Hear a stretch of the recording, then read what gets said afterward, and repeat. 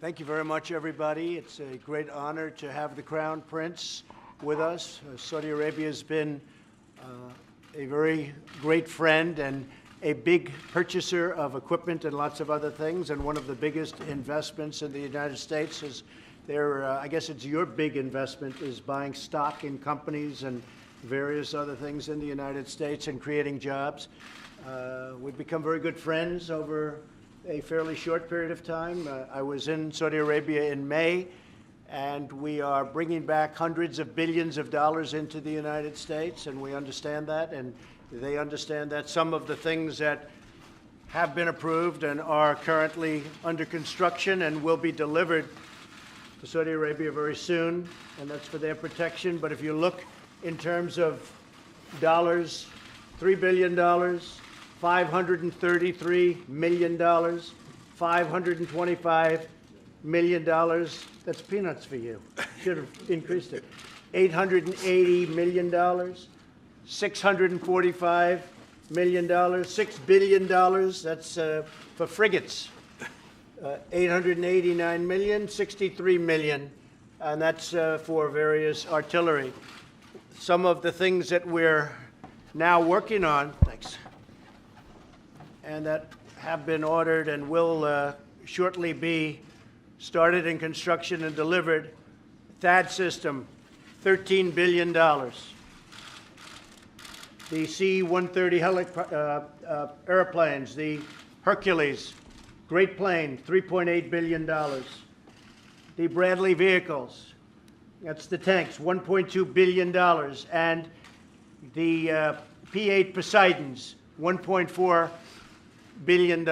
And what it does is it really means many, many jobs. We're talking about over 40,000 jobs in the United States. So we make the best equipment in the world. There's nobody even close. And Saudi Arabia is buying a lot of this equipment, and a lot of people are at work making the equipment, not only for us, because we, as you know, we're getting a $700 billion military proposal, and that's even a lot for you guys. But we're getting a $700 billion military plan this year, and 716 will be next year, $716 billion. So we really have a great friendship, a great relationship. I would really have to say the relationship was, to put it mildly, very, very strained during the Obama administration. And the relationship now is probably as good as it's really ever been. And I think we'll probably only get better. Tremendous investments made in our country, and that means jobs for our workers, jobs for our people. Also defense. We're talking about defense, and we're working very hard with Saudi Arabia, and they're also footing a big part of the bill for defense. The whole Middle East. We know what's happened in the Middle East, and it has not been a pretty picture for the United States or for anybody. And a lot of things are changing, and they're changing very rapidly. As you know, ISIS is now, we've recaptured almost 100% of the territory, as you probably have heard, before anybody.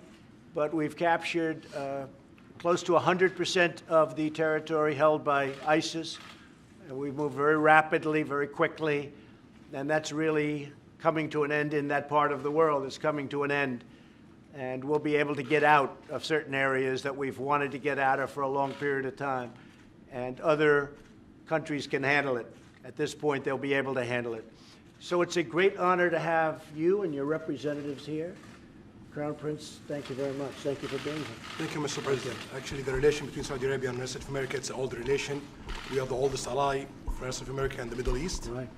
More than 80 years of alliance and big interest, politically, economically, and security in different area, and a lot of area.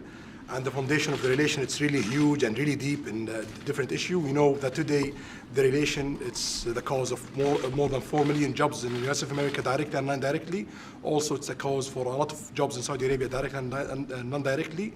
And as you know, Mr. President, from day one, you've reached this office. We've planned to tackle $200 billion US of opportunity in the next 4 years, but it ended up with $400 billion US of opportunities. You've talked today, Mr. President, about the military deals. The implementation in it's more than 30%. and also the implementation overall in the $400 billion of opportunity, more than 35%. Right. We plan this for the next 10 years, but it happens in 1 year we implement 35%. So this is a signal that there is a lot of things could be tackled in the close future and more opportunities, and that's why we are here today, to be sure that we've tackled all the opportunities and achieve it, and also get rid of all the threats facing our both countries and the whole world. So I'm very glad to be here today. Well, that's right. And, you know, one thing that you have been really focused on is the terrorism threat and the funding of terrorism. And whether it's Saudi Arabia or other countries, as we know, there will be no funding. We have a zero tolerance for the funding of terrorists. And we're working very hard, and I will say that Saudi Arabia has been working very hard on that, as are certain other countries in the Middle East. When I was there in May, I think it was one of the most incredible two-day meetings that I've ever seen, that anybody's ever seen. It was an amazing two-day period. We had 56 countries. We had everybody was there, the head of every country. Virtually, I guess, in every case, it was the head of the country. And we talked about terrorism and the funding of terrorism, and it will not be allowed. It will not be allowed. That would be the one thing that would end the relationship with any country. So I think there's a very big focus on that, the funding of terrorism, meaning it's over. And the other thing that I really am very happy about is that we talked about $400 billion worth of investment, of which we've already invested and seen invested $200 billion to our companies, to various other places and people that make things. So a lot of places throughout the United States are benefiting by this massive investment made by Saudi Arabia to buy product from the United States. And again, we make the best military product in the world, whether it's missiles or planes or anything else. There's nobody that even comes close. So I just want to thank you, and I want to congratulate you on everything. Thank you very much. Thank you. Thank you very much, everybody.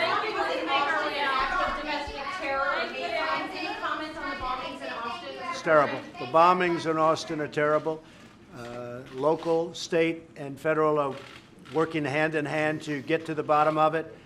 This is obviously a very, very sick individual, or maybe individuals.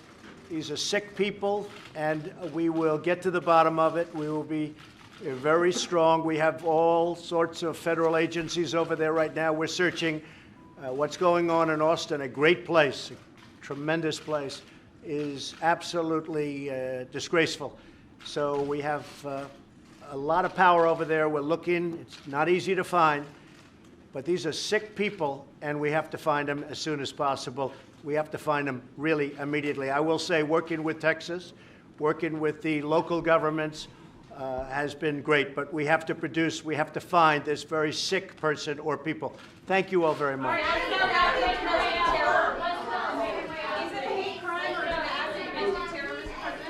I had a call with President Putin and congratulated him on the victory, his electoral victory. The call had to do also with the fact that we will probably get together in the not-too-distant future so that we can discuss arms. We can discuss the arms race. As you know, he made a statement that being in an arms race is not a great thing. That was right after the election, one of the first statements he made. And we are spending $700 billion this year in our military, and a lot of it is that we are going to remain stronger than any other nation in the world by far. We had a very good call, and I suspect that we'll probably be meeting in the not-too-distant future to discuss the arms race, which is getting out of control, but we will never allow anybody to have anything even close to what we have, and also to discuss Ukraine and Syria and North Korea and various other things. So I think probably we'll be seeing President Putin in the not-too-distant future. Well, we're going to see what happens. The Iran deal is coming up. It's probably another month or so, and you're going to see what I do. But Iran has not been treating that part of the world or the world itself appropriately. A lot of bad things are happening in Iran. The deal is coming up in 1 month, and you will see what happens. Okay? Your Royal Highness, should the president pull out of the Iran deal? Well, we'll talk about that today. Okay, thank you very All much, right, everybody. everybody, let's make your way.